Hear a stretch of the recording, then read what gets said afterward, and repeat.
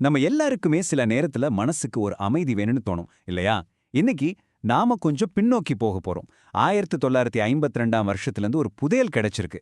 அதிலிருந்து அந்த அமைதியை எப்படி அடையலான்னு சில ஆழமான வழிகளை பத்தி தான் தெரிஞ்சுக்க போறோம். வாங்க இந்த ஞான பயணத்தை ஒன்னா சேர்ந்து ஆரம்பிக்கலாம். சரி, நம்மளோட இந்த பயணம் மொத்தம் 6 கட்டங்களா இருக்க போகுது. முதல்ல நாம ஏன் இந்த தேடல்ல இறங்கி இருக்கோம்னு புரிஞ்சுக்கலாம்.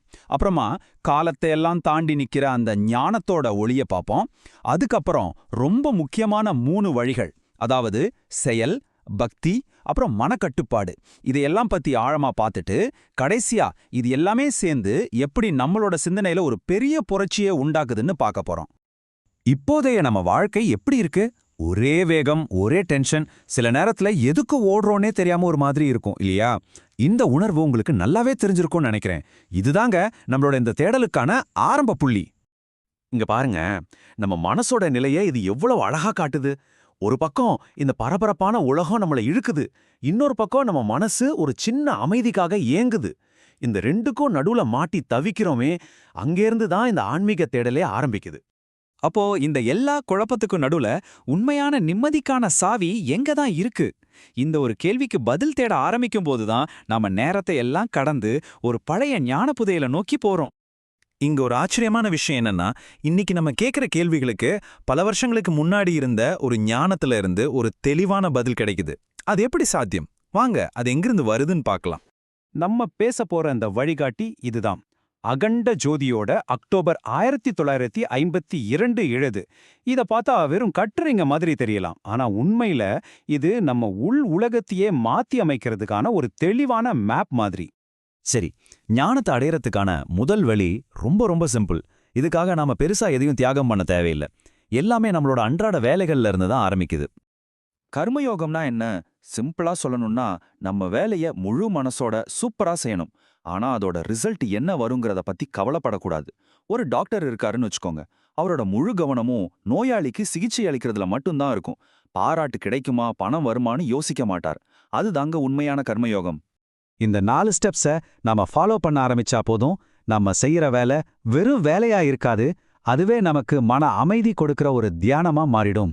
நம்ம வேலைய வழிபாடா மாத்துறதுக்கும் நம்ம அன்றாட வாழ்க்கைய ஒரு ஆன்மீக பயிற்சியா மாத்துறதுக்கும் இதுதாங்க ரகசியம். ஓகே, வேலையை எப்படி செய்யணும்னு பார்த்தோம். இப்போ செயல்ல இருந்து உணர்ச்சிகளுக்கு வருவோம். அதாவது அன்பு, பக்தி, இந்த வழியோட சக்தியை பத்தி இப்ப பார்க்கலாம். அடுத்த வழி பிரேம் பாதை, அதாவது அன்போட வழி. இது சாதாரணமா உணர்ச்சி வசப்படுறது கிடையாது. இது என்னன்னா நம்மளோட அன்பையும் பக்தியையும் ஒரு உயர்ந்த நோக்கத்தை நோக்கி திருப்புறது. அப்படி செய்யும்போது அந்த அன்பே ஒரு மிகப்பெரிய ஆன்மீக சக்தியா மாறிடுது. இதுல ஒரு முக்கியமான வித்தியாசத்தை நாம புரிஞ்சுக்கணும். உலகத்து மேல நாம வைக்கிற பற்று இருக்கு இல்லையா, அது எப்பவுமே எனக்கென்ன கிடைக்கும்னு தான் கேட்கும். அது நம்மள ஒரு வட்டத்துக்குள்ள அடைச்சு வைக்கும். ஆனா தெய்வீக அன்பு நான் என்ன கொடுக்க முடியும்னு கேட்கும். அது நம்மள எல்லா கட்டுகள்ல இருந்தும் விடுவிக்கும். அப்போ இதிலிருந்து என்ன தெரியுது? நம்ம கர்மயோகம் வழியில போனாலும் சரி, பக்தி மார்க்கத்துல போனாலும் சரி, ரெண்டுக்குமே நம்ம மனசை நாம ஒழுங்குபடுத்தணும். வாங்க நமக்குள்ள இருக்கிற அந்த உள் பிரபஞ்சத்தை கொஞ்சம் எட்டி பார்ப்போம். இங்க பாருங்க, இது நம்ம மனசோட ஒரு மேப் மாதிரி. இத அந்த கரணம்னு சொல்லுவாங்க. இதுல 4 பகுதி இருக்கு. மனசுங்கிறது நம்மளோட எண்ணங்கள் உருவாகிற ஒரு ஃபேக்டரி.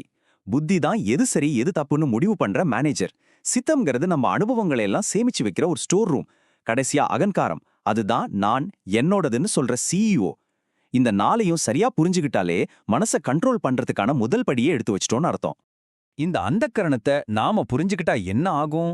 நமக்குள்ள இருக்கிற பேராசை, தேவையில்லாத கவலை, கெட்ட பழக்கங்கள், இப்படிப்பட்ட எதிரிகளை நாம தெளிவா அடையாளம் கண்டுக்கலாம். அப்புறம் அவங்கள ஜெயிக்கிறது சுலபம். இதுதாங்க உண்மையான மன அமைதிக்கான வழி. அப்ப பாருங்க, நல்ல உடம்பு, நல்ல தூக்கம், இதெல்லாம் வெறும் உடம்பு மட்டும் சம்பந்தப்பட்டது இல்ல.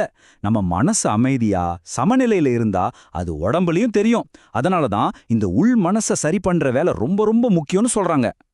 சரி, இதுவரைக்கும் நாம பார்த்த வழிகள் எல்லாம் எப்படி ஒன்னா சேருதுன்னு இப்ப பார்க்கலாம். இது சும்மா தெரிஞ்சுக்கிற விஷயம் இல்ல. இது நம்ம ஒவ்வொருத்தருக்குள்ளேயும் ஒரு புரட்சியை உண்டாக்குறதுக்கான அழைப்பு. இந்த அட்டவணை எல்லாத்தையும் ரொம்ப அழகா ஒன்னு சேர்க்குது பாருங்க. செயலுக்கான பாதை நம்ம கைகளை பயன்படுத்துது, பக்தி பாதை நம்ம இதயத்தை பயன்படுத்துது, அறிவோட பாதை நம்ம மனசை பயன்படுத்துது. முக்கியமா இது 3ம் தனித்தனி வழி கிடையாது, ஒரே பயணத்தோட 3 முக்கிய அங்கங்கள். இது மூணும் சேரும்பொழுது தான் முழுமையான மாற்றம் வரும். மனசு, இதயம், கைகள் இது மூணும் இப்படி ஒன்னு சேருது தான் விசார் கிராந்தி, அதாவது எண்ணப் புரட்சிக்கான அடித்தளம். இதோட நோக்கம் ஏதோ புதுசா கத்துக்கிறது மட்டும் இல்ல, உலகத்தை நம்ம பார்க்குற விதத்தையும் நம்ம வாழ்ற முறையையும் அடியோட மாத்துறதுதான். ஒரு சகாப்தத்தின் மாற்றம் ஒரு தனி நபரின் எண்ண புரட்சியிலிருந்து தொடங்குகிறது. உங்கள் உலகை மாற்ற முதலில் உங்கள் எண்ணத்தை மாற்றுங்கள். இந்த ஒரு வரியில தாங்க மொத்த சாராம்சமும் அடங்கியிருக்கு. வெளி உலகத்தை மாத்தணும்னா அதுக்கு சக்தி எங்கிருந்து வருது? நமக்குள்ள இருந்து தான். நம்ம எண்ணங்களை மாற்றுறதிலிருந்து தான் அது ஆரம்பிக்குது. அப்போ உங்களுக்குள்ள அந்த புரட்சியை ஆரம்பிக்க இன்னைக்கு நீங்க மாத்திக்க போல அந்த ஒரு எண்ணம் என்ன? கொஞ்சம் யோசிச்சு பாருங்க. அந்த பதில் தான் உங்க பயணத்தோட முதல் படி. நன்றி.